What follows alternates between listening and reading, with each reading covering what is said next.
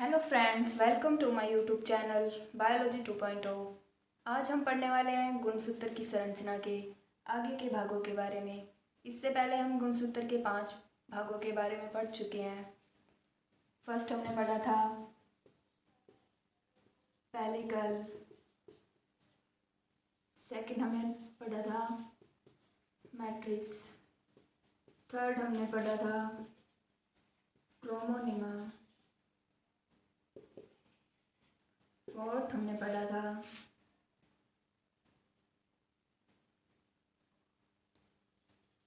Chromomeres, fifth number हमने पढ़ा था सेंट्रोमियर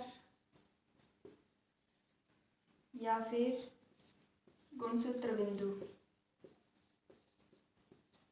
तो जो हमने फर्स्ट पढ़ा है पेलिकल यानी कि जो गुणसूत्र का सबसे बाहरी भाग होता है उसको हम पेलिकल बोलते हैं। मैट्रिक्स यानी कि इसके अंदर जो द्रव भरा रहता है उसको मैट्रिक्स बोलते हैं।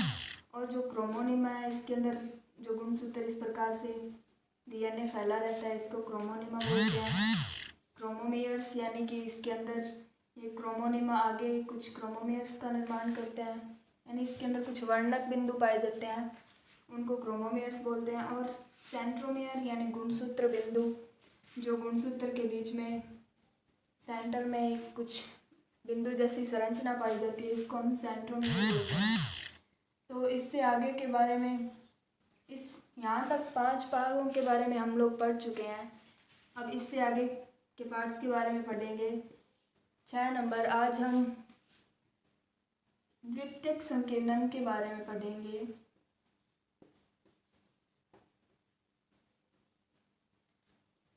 तो चलिए दोस्तों, वीडियो शुरू करते हैं। और इससे पहले जो चैनल पर नए हो प्लीज़ सब्सक्राइब कर दें और वीडियो को एंड तक ज़रूर देखें। तो चलिए दोस्तों, शुरू करते हैं द्वितीयक संकीर्णन।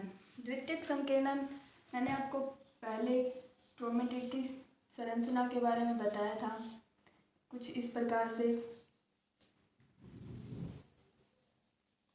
ये क्रोमोसोम्स है, इसमें कुछ यहाँ पे संकरा हुआ स्थान पाया जा रहा है, इसको हमने बोला था प्राथमिक संकीर्णन। लेकिन इसी प्रकार ये गुणसूत्र आगे जाकर कुछ और संकरित स्थानों में बदलता है, जिसको हम द्वितीयक संकीर्णन बोलते हैं। ये अधिकतर द्वितीयक संकीर्णन अधिकतर गुणसूत्रों में नहीं पाया जाता है। जो केंद्रक है उसके अंदर लगभग 46, जैसे मानव है, मानव के एक केंद्रक के अंदर 46 गुणसूत्र पाए जाते हैं। तो इनमें से 40 गुणसूत्र में से लगभग 2-3 गुणसूत्र ही ऐसे होते हैं जिनके अंदर द्वितीयक संकीर्णन पाया जाता है। बाकी सभी के अंदर सिर्फ प्राथमिक संकीर्णन उपस्थित होता है। तो जो द्वितीयक संकीर्णन है वो प्राथमिक संकीर्णन से बाद में आता है। और ये भी एक संकरा गहरा स्थान होता है। और यहाँ पर जो केंद्रिक होता है गुणसूत्र का, जो केंद्रीय पदार्थ है, उसका निर्माण द्वितीयक संकीर्णन में होता है, इसलिए इसको हम न्यूक्लियर संगठन बोलते हैं। न्यूक्लियर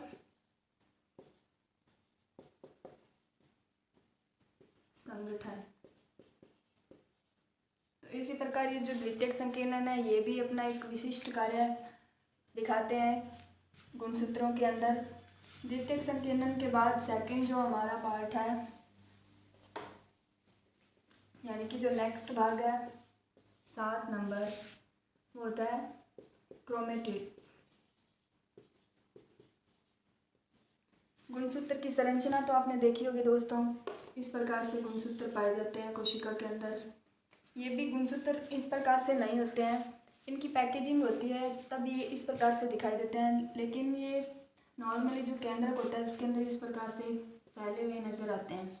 लेकिन जब ये सेल डिवीज़न यानी कोशिका विभाजन होता है तब ये गुणसूत्र आपस में जुड़ जाते हैं।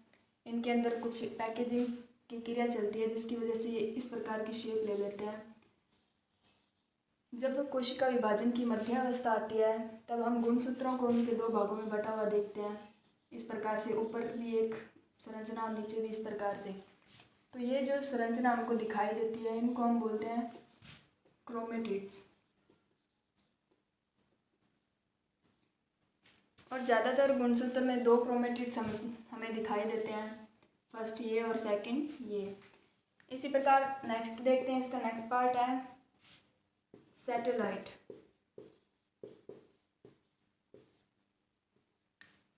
आपने सैटेलाइट डीएनए के बारे में तो सुना होगा कि जो डीएनए होता है, जो गुणसूत्र होता है, उसके अंदर द्वितीयक संकीर्णन, ये संरचना तो नहीं,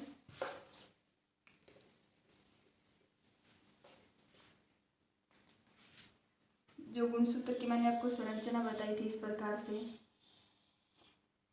जैसे ये इसका प्राथमिक संकीर्णन था और ये इसका सेकेंडरी। तो ये सेकंड, कभी कभार जो डीएनए होता है, जो गुणसूत्र होता है, उसमें सेकेंडरी जो ये कंजक्शन होता है, यहाँ पे संकीर्णन होता है द्वितीयक, इस द्वितीयक संकीर्णन से आगे भी ये जो गुणसूत्र है वो इस प्रकार से संकरा होकर आगे एक सैटेलाइट डीएनए का निर्माण करता है।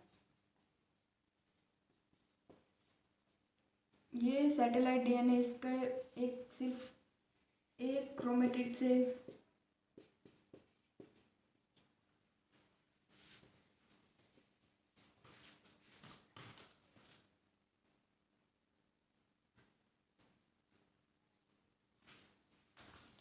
ये सैटेलाइट डीएनए इसके सिर्फ एक क्रोमेटिन तंतु से जुड़कर बना होता है। जो ये गुणसूत्र की संरचना है इस प्रकार से, इससे सिर्फ एक क्रोमेटिन तंतु ही आगे जाके सैटेलाइट डीएनए का निर्माण करता है। और इस सैटेलाइट डीएनए की क्या खासियत होती है कि इसमें जो डीएनए है, जो यहाँ डीएनए पाया जा रहा है, उसकी फोटोकॉपी इसी के अंदर होती है। मतलब इसी का डुप्लीकेट डीएनए यहाँ पे सैटेलाइट डीएनए में होता है। तो ये किसी किसी गुणसूत्र में पाए जाते हैं सैटेलाइट डीएनए, हर गुणसूत्र में उपस्थित नहीं होते हैं। जिनमें द्वितीयक संकीर्णन होता है उन्हीं के अंदर आगे सैटेलाइट डीएनए पाए जाते हैं। तो ये इसका था 8 नंबर पार्ट। 9th नंबर है इसका टीलोमियर।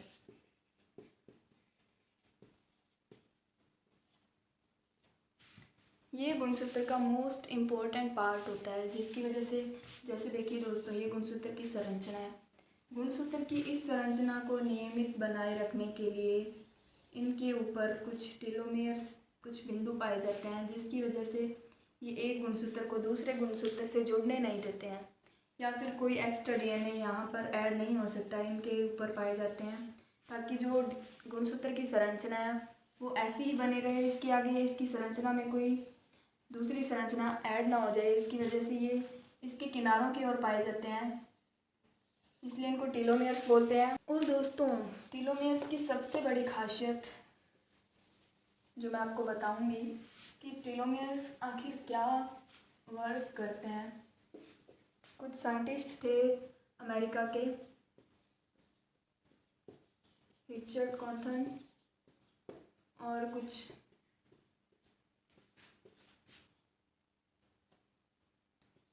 और उनके साथी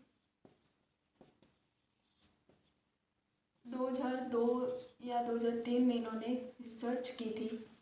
इन्होंने अपने रिसर्च में देखा कि ये जो टीलोमियर्स होते हैं, जो गुणसूत्र के चारों जो टीलोमियर्स पाए जाते हैं, ये जो टीलोमियर्स है ये एज बढ़ने के अकॉर्डिंग जैसे एज बढ़ रही है तो इसके अकॉर्डिंग इनका आकार है वो छोटा होता जाता है, जिसकी वजह से जो वृद्धावस्था है वो जल्दी आ जाती है। और इसी खोज के अकॉर्डिंग उन्होंने पता लगाया कि अगर टीलोमियर्स है, इनको अगर ये यथावत बने रहे तो जो व्यक्ति है उसकी वृद्धावस्था जल्दी नहीं आएगी और वो कभी बूढ़ा नहीं होगा, जवान ही रहेगा। तो टीलोमियर्स ऐसे बिंदु है जिनको अगर यथावत बनाए रखा जाए तो हमारी जो एज है वो ज़्यादा बढ़ी हुई दिखाई नहीं देगी। तो चलिए दोस्तों, आगे देखते हैं गुणसूत्र के कार्यों के बारे में। ये थे गुणसूत्र के सभी पार्ट्स। गुणसूत्र की संरचना यहाँ पे ख़त्म होती है और इसके आगे देखते हैं हम गुणसूत्र के कार्यों के बारे में। सबसे पहले देखते हैं गुणसूत्र के कार्यों के बारे में। जो इनका सबसे पहला कार्य है वो ये है कि ये आनुवंशिकता की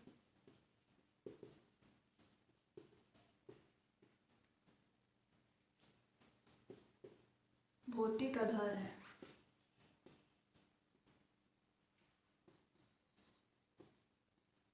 अर्थात कि जो आनुवांशिकता है, हमारी आनुवांशिकता है, हमारे जो आनुवांशिक गुण हैं उनको बनाए रखने के लिए गुणसूत्रों का होना बहुत ज़रूरी है। एक पीढ़ी से दूसरी पीढ़ी जीनों का स्थानांतरण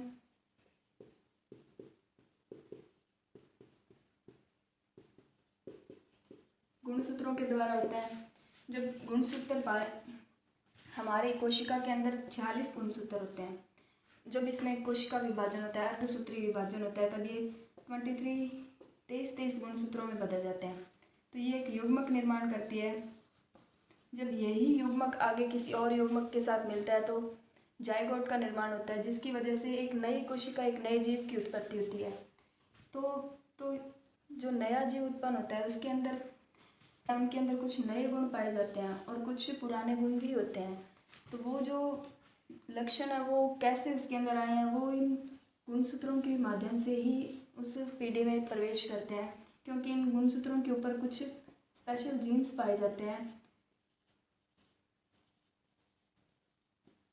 जो आगे अगली पीढ़ी को दिए जाते हैं, जिसकी वजह से उनमें आनुवंशिक गुण पिछली पीढ़ी के आनुवंशिक गुण आगे भी देखने को मिलते हैं। तो ये था जीनों का स्थानांतरण। और थर्ड नंबर, क्रॉसिंग ओवर। जब कोशिका विभाजन में अर्धसूत्री विभाजन की जो फर्स्ट अवस्था होती है, प्रोफेज, इस प्रोफेज अवस्था के अंदर 4 अवस्थाएं पाई जाती है, जिसमें से एक अवस्था ऐसी होती है जिसके अंदर गुणसूत्रों के अंदर क्रॉसिंग ओवर की क्रिया संपन्न होती है। अब ये क्रॉसिंग ओवर क्या है? क्रॉसिंग ओवर ये होता है कि 2 गुणसूत्र आपस में नज़दीक आते हैं, इनके ऊपर के जो जीन है वो आपस में बदल जाते हैं। ये जीन यहाँ और ये जीन यहाँ, इस प्रकार से इनके अंदर अदल बदल की जो क्रिया हो जाती है, जिसकी वजह से क्रॉसिंग ओवर यानी कि जीनों के अंदर कुछ नए गुणों का विकास हो जाता है। तो इस प्रकार से क्रॉसिंग ओवर की क्रिया कंप्लीट होती है इसके अंदर। और फोर्थ नंबर है इसका, जो कि गुणसूत्रों में अगर